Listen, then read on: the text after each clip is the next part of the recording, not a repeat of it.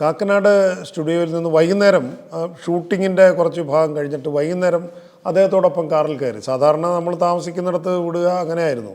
പക്ഷേ അപ്രതീക്ഷിതമായിട്ട് ആ കാർ MC റോഡിലേക്ക് കയറി. അപ്പോൾ അങ്ങനെ മമ്മൂട്ടിയുടെ കൂടെ കാറിൽ ഇരുന്ന് സഞ്ചരിക്കുന്നത് ഭയങ്കര രസമാണല്ലോ. പ്രത്യേകിച്ച് കേരളത്തിൽ അദ്ദേഹത്തിൻ്റെ കാറ് പോകുമ്പോൾ ആ വഴിയരികിലൊക്കെ ഈ ആരാധകരും അതുപോലെയുള്ളവരും തിരിച്ചറിയുകയും അത് നോക്കുകയും കാണുകയും അദ്ദേഹത്തിനൊരു സന്തോഷമുള്ള ഒരു കാര്യമാണ്.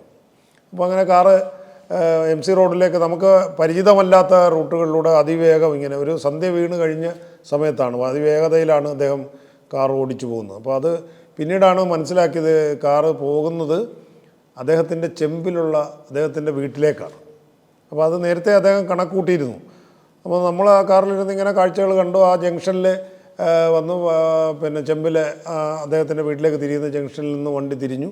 അങ്ങനെ വീട്ടിൻ്റെ മുറ്റത്ത് മാവും ഒക്കെയുള്ള മരങ്ങളൊക്കെ നിറയുള്ളൊരു പഴയ തറവാട് പോലെയുള്ള വീടിൻ്റെ മുമ്പിൽ കാർ വന്നു.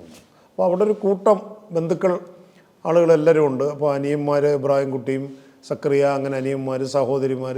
അപ്പോൾ മമ്മൂട്ടി മദ്രാസിൽ താമസിക്കുകയും കൊച്ചിയിലൊരു അതിഥിയെപ്പോലെ വരികയും ചെയ്യുന്നൊരു കാലമായിരുന്നു. അപ്പോൾ അങ്ങനെ നമ്മളൊരു കാഴ്ചക്കാരെ പോലെ അവിടെ നിൽക്കുന്നെങ്കിലും ഈ വെള്ളി നക്ഷത്രത്തിൻ്റെ ലേഖകൻ എന്നുള്ള നിലയിൽ അല്ലെങ്കിൽ എഴുതുന്ന ആളാണെന്നുള്ള നിലയിൽ ഇബ്രാഹിം കുട്ടിക്കും സക്രിയയ്ക്കും ഒക്കെ നമ്മളെ നല്ല പരിചയമാണ്. പക്ഷേ മമ്മൂക്കായോട് അവർക്ക് അനുജന്മാരെന്നുള്ള നിലയിൽ ഒരു വലിയ ബഹുമാനവും ഒരു ഭയഭക്തി ബഹുമാനമാണ്. ഒരു ഡിസ്റ്റൻസ് ഉണ്ട്.